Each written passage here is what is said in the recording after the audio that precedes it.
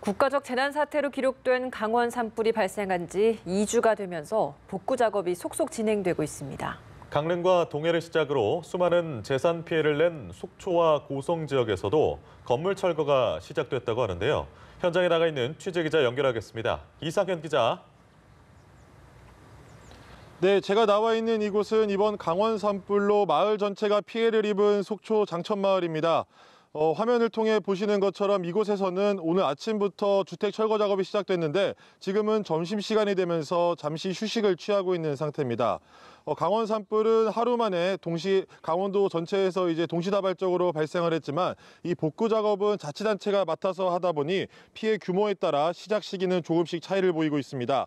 강릉은 지난주, 동해는 이번 주 초 철거가 시작됐고 속초는 오늘부터 본격적인 작업에 착수했습니다.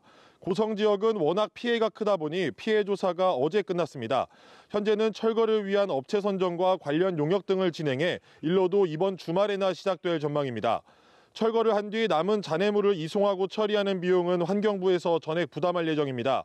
다만 철거에 드는 40억 원의 비용이 강원도의 몫으로 남았는데요. 다행히 이 부분에 대해서도 환경부나 행정안전부에서 국비를 지원하는 방안이 검토되고 있습니다. 각 자치단체마다 이른 시일 내 철거를 마무리한다는 계획이지만 집주인의 동의를 얻어야 가능해 아직까지 종료 시점은 예측할 수 없는 상태입니다. 네, 그렇군요. 주택에 대한 복구 작업은 이제 첫삽을 떴다 이렇게 볼 수 있을 것 같은데 그럼 산림 분야는 어떻게 진행됩니까?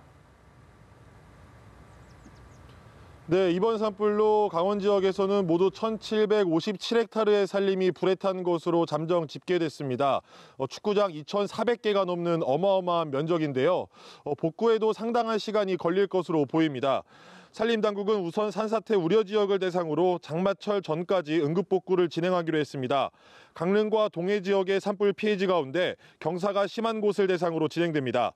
특히 이곳이 관광지이다 보니 도로변과 주택가를 대상으로 큰 묘목을 심는 경관조림이 우선 전개됩니다.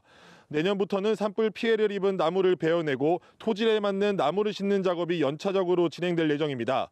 하지만 대부분 사유림이다 보니 산주의 동의 없이는 작업을 시작할 수 없는 상황이라 시기는 조금씩 달라질 수 있습니다.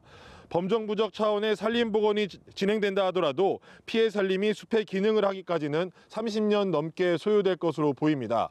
지금까지 속초 장천마을에서 연합뉴스TV 이상현입니다.